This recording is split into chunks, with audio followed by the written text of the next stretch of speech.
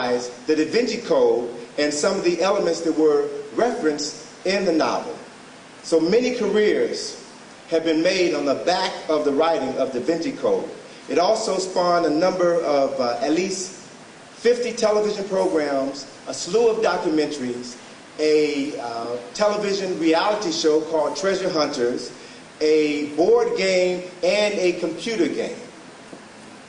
Topics that were discussed in the DaVinci Code in the novel were referenced on a number of major publications such as Newsweek, U.S. News and World Report, Time Magazine, explored some of the many topics that were discussed in this book. So this is not your average novel. There's a wealth of information that people found significant within the pages of the book. What's also interesting about the book is that it has been well received by the general community, but it also has been criticized from a number of sources. There was a book critic who criticized the book and referred to it as Harry Potter for adults. There were other folk who criticized, there were a couple of art critics who criticized the title of the book. They said that Leonardo was the author's name. Da Vinci was the town in Italy where he was born, and anybody with any common sense knows that you don't call him Da Vinci. Well, excuse me. $1.25 billion, he can call him whatever he wants. But the thing is, he has introduced Da Vinci to millions of people throughout the world. They know him as Da Vinci, and they also have begun to understand something about the man's character. He was an artistic genius. There were a number of members of the Catholic Church who were upset at what they saw as heresy within the text. Heresy because Dan Brown had the audacity to suggest that Jesus Christ was married. And that not only was he married, but he married Mary Magdalene, the woman that the Catholic Church says was a whore, a prostitute. And not only did he marry Mary Magdalene, but she was pregnant. She was with child. And she was the person that Jesus Christ had expected to continue his ministry after his death. They just couldn't tolerate this distortion of Jesus Christ's character. There also were issues that were raised by an organization that Dan Brown had prominently featured in his novel, Opus Dei. Opus Dei was the heavy in the book. The bad guy was Bishop Aaron Garosa, and that he used as one of his pawns Silas, the monk, the murderous monk who was responsible for at least 5 murders in the novel. So of course, Opus Dei was displeased with how they were portrayed in the novel, and they made no qualms about registering their displeasure with Dan Brown and his attack on the Roman Catholic Church, Christianity. Art historians denounced Dan Brown because they were upset with his perceived misinterpretation of the symbolism that Dan Brown had encoded, or supposedly encoded, in the Mona Lisa, in the painting Madonna on the Rocks, and in his painting of the Last Supper. And then there were other people who were upset because Dan Brown gave undue attention to this fabricated secret society that was known as the Priory of Zion, which historically has shown to be a falsified organization. One of the things that Dan Brown has a habit of doing in all of his novels is referencing historical information and architectural sites which he says actually exist. Now, according to some scholars, the Priory of Zion was a legitimate organization, and so it opens the door for debate. But debate is good.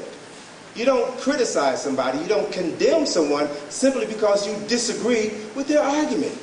You discuss it. You bring your facts to the table, they bring their facts to the table, and you hash it out. That is what intelligent and sensible people do.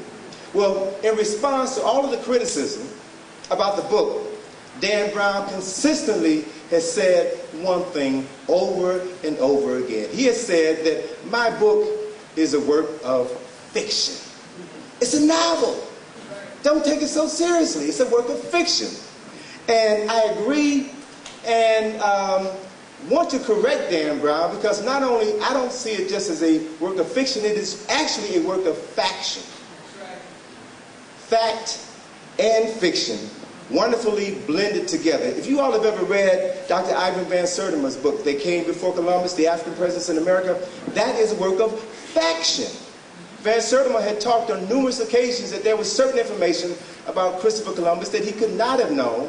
And with his skill and background as a poet and a writer, he took artistic license to give weight to some of the historical information that he was not able to pull together. So he wrote in a narrative form certain scenes to pull together the historical facts in his historical work. And it didn't detract from the work. So many authors have been doing this over the years.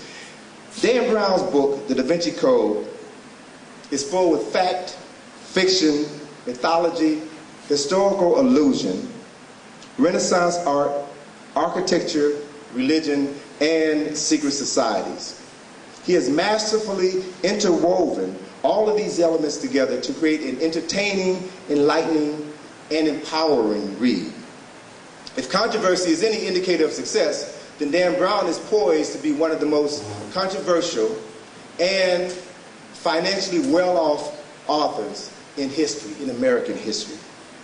So the essence is, what is the Da Vinci Code all about? The Da Vinci Code is a 24-hour thrill ride which takes us through art history and religious history. It is loaded with symbolisms, codes, and an endless stream of facts which are a feast for enlightened minds. The story begins in the Louvre Museum with the shooting of the curator of the Louvre Museum, a man by the name of Jacques Saunière. Jacques Saunière is found by the French police naked with his body splayed like Da Vinci's Vitruvian Man. This man, Jacques Saunière, before he died, pulled together a series of symbols and codes in order to draw attention to his daughter, who was a member of who was in the cryptology department of the French police. And he wanted her to make contact with Robert Langdon because he knew Langdon, who was in Paris to do a lecture at the American University in Paris. He knew Langdon would help her crack the code so that his secret would not die with him. Jacques Saunière used his own blood to draw a pentagram on his chest, with the knowledge that the pentagram was an ancient symbol which represented the sacred feminine, which has a major role to play in this story. He also drew a circle of blood around his body to reinforce the illustration, Da Vinci's illustration of the Vitruvian Man. He used his curator's ultraviolet pen to write a series of numbers and two statements: O draconian devil, O lame saint.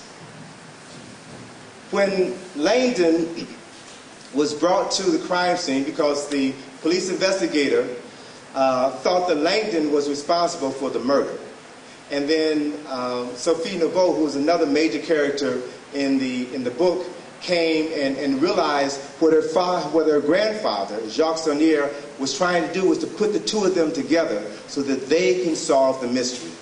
And they began to work on solving these clues, and one of the keys to the clues was when they realized that these numbers that Saunière had written were Fibonacci numbers, which were written out of sequence, which then gave Langdon the idea that maybe the letters and the words are also written out of sequence.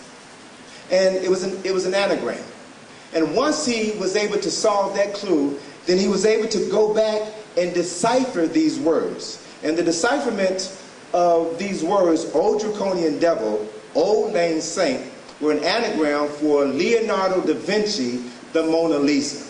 And that was his clue to draw them to the painting of the Mona Lisa. When they went to the painting of the Mona Lisa, they found that Saunière had also written in the same black light ink pen the words, so dark the kind of man, on the painting, figuring that that was also an